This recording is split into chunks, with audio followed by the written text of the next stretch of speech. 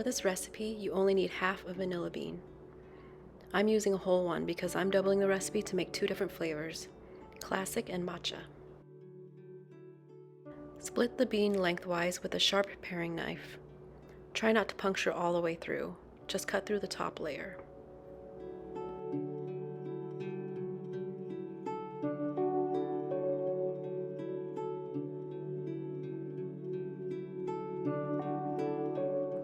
Slightly pull apart the bean and hold the top down to the board and scrape the seeds from the pod. If you don't have vanilla beans, vanilla extract or vanilla paste will work just fine.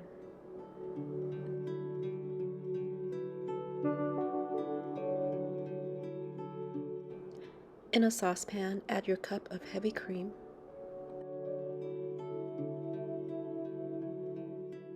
add your vanilla bean seeds,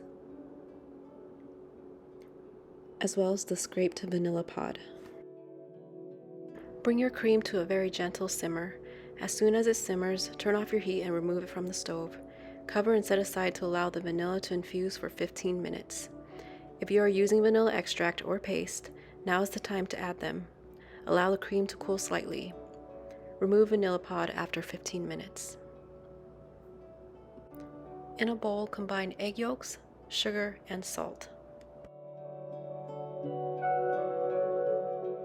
If you're making the matcha creme brulee, now is the time to add your matcha powder. I like about 1.5 to 2 teaspoons of matcha powder. It all depends on how strong you want the flavor of the matcha to be.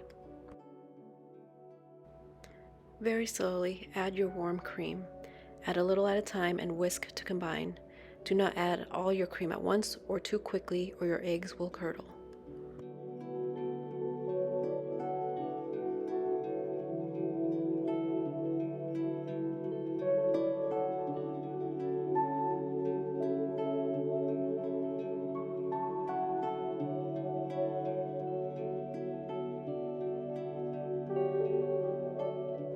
To ensure you have a smooth consistency, strain your custard to remove any bits of curdled or cooked eggs.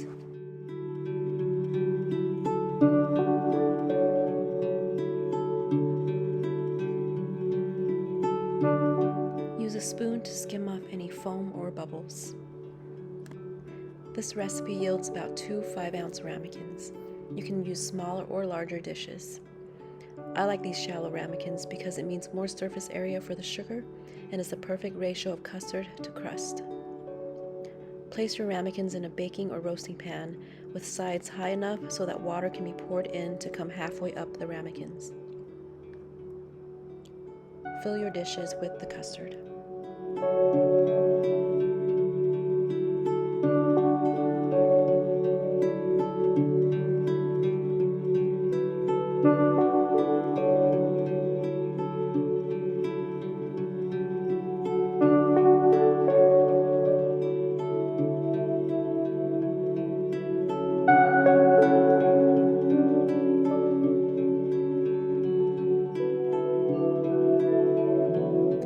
Gently tap out any air bubbles and use a spoon to skim off foam from the top.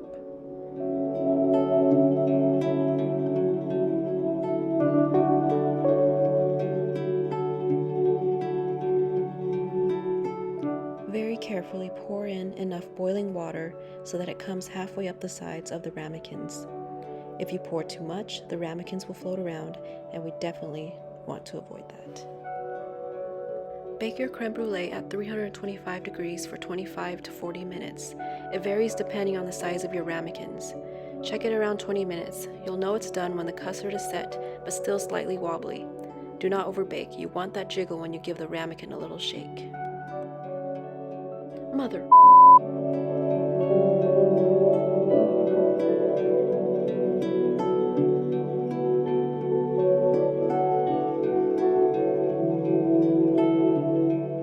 Remove the ramekins from the pan and cool for about an hour. Once they have cooled down, refrigerate them for at least 2 hours or up to 2 days.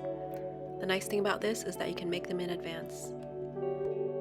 Sprinkle a thin layer of sugar on top of the chilled custard. I'm using granulated sugar here, but you can also use superfine castor sugar.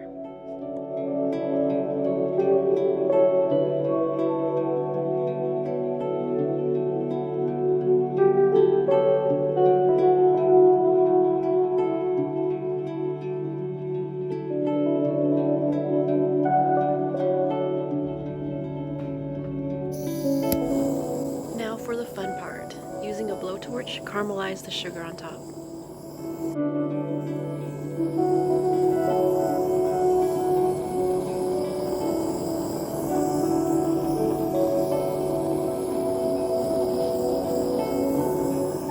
If you don't have a torch, you can broil it in your oven. Set it under direct heat for a couple minutes. I'm not a fan of this method because it heats up the entire custard, but it gets the job done.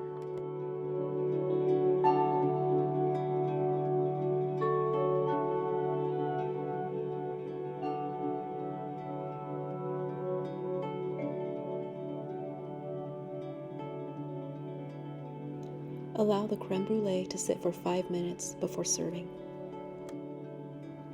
Garnish with whatever you'd like. Make it pretty.